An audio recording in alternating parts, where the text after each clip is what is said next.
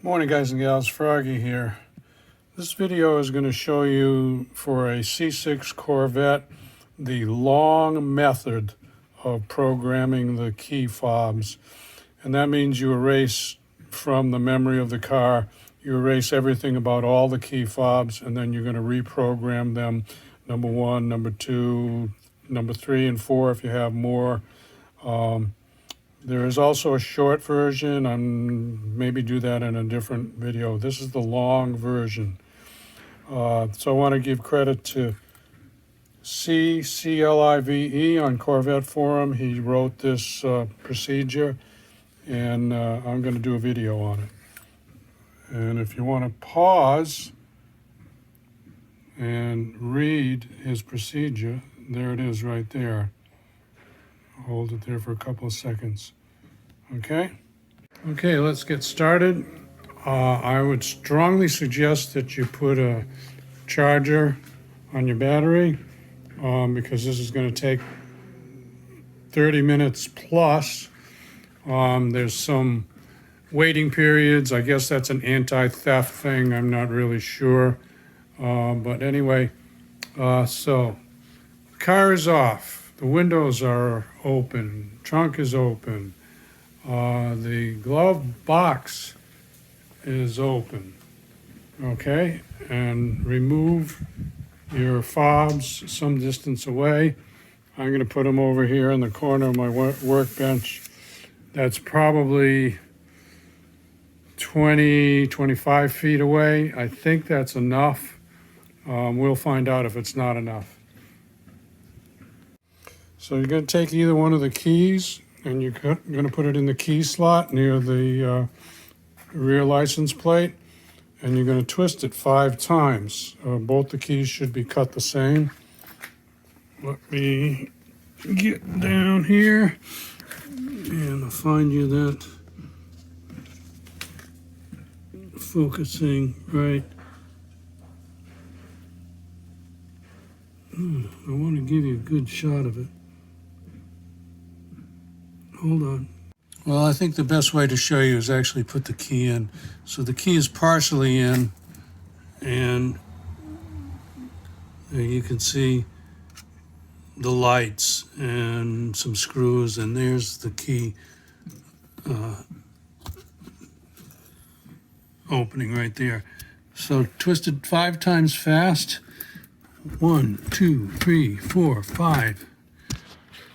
Okie dokie. So, first little glitch happened, and this is not to pick apart the guy's written instructions or anything, but some C6 Corvettes, the manual ones, had to be put into reverse when you shut them off, and some of them did not. Mine is a 2013. I don't need to put anything into reverse. Whether I want to or not, I usually put it in 3rd gear with a parking brake on. So anyway, long story short, you must have a manual car in reverse for this to work. So if C. Clive sees this video, maybe he should add that to his notes on the Corvette forum. Anyway, now I stroke the key 5 times, and now I do have the message which says off dash accessory to learn. So now you push the bottom half of the start button. No fobs detected. Wait 10 minutes. Okay, and by the way, I am filming this with a cell phone. So some people say don't have a cell phone near the car, but anyway, I do because I'm filming this for you guys and gals. Now we're going to wait for the countdown. Okay, 10 minutes went by, and it says off accessory to learn again. So we got to do the next 10 minutes. So I just pressed the down part of the starter rocker button there, and now we're in the second 10 minutes. Okay, this is the second 10 minutes is finished. Let's press down on the start button again. And it's telling me wait 10 minutes again. Okay. Then it switches to no fobs detected. This is the third one, so now I should be able to program after this 10 minutes. 4 minutes to go. Okay, let's watch it flip over. We'll see what message comes up. By the way, I shut my passenger side door and, of course, ready for fob number 1. Okay, so I'm going to have to reach in through the open window and shove fob number 1 in there. Sorry about that finger.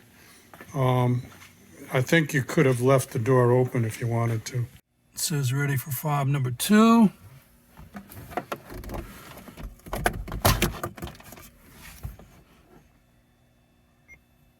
And it beeped. It says ready for fob number 3. Now, I don't have fob number 3, so I'm going to take that out. And somebody said you're supposed to press the unlock buttons on these.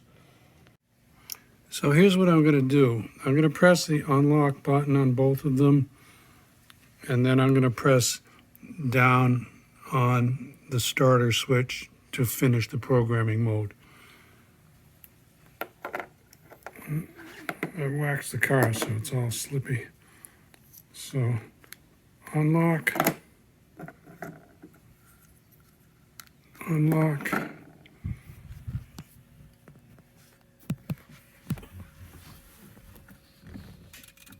And I press the down on the starter. It says accessory mode is on, so that's finished. I'm going to press down again, and that turns the car completely off. Okay, I hope this worked.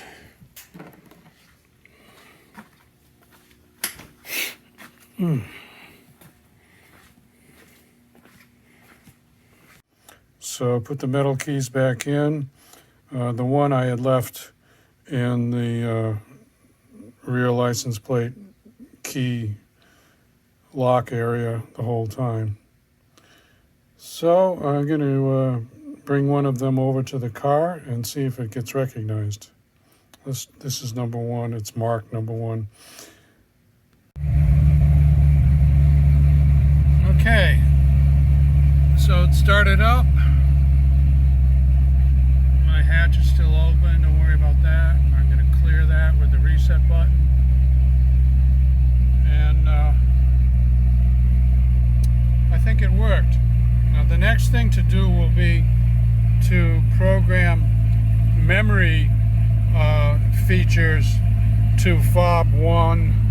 And I could also, if I want to, program memory features to fob 2. So, I'll shut this off so I don't have to yell. So the only things that I think I discovered that were not in the Corvette forum written procedure was you should put your manual transmission Corvette into reverse. Some model years they required that, and some model years they did not require that. But for the programming of fobs, it is required no matter what the model is. From, when was the first one? 2005 or 6, up mine is a 13. And the other thing maybe that should be added to those notes is something about pressing the unlock on the fob.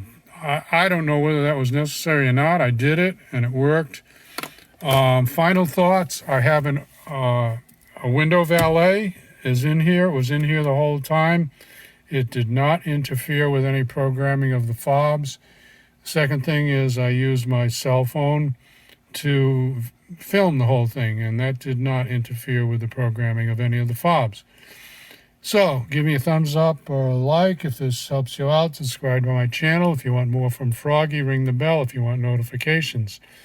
Be safe, have fun. Froggy out. Bye-bye. One other little final note. It appears to me that this place where in the glove box where you put the fobs for programming, you see those little things, little pieces of plastic sticking out on the right-hand side. I think that those are depressing the buttons on the fob when you shove the fob in there. If anybody knows anything about this, right or wrong, put it down in the comments. But it sure as heck looks to me like those three lines there press down on the three areas of your fob, which is, you know, the lock unlock, the hatch, and then the alarm thing there. It looks like it presses down on those three. Okay, that's just a little final tidbit for you. Bye.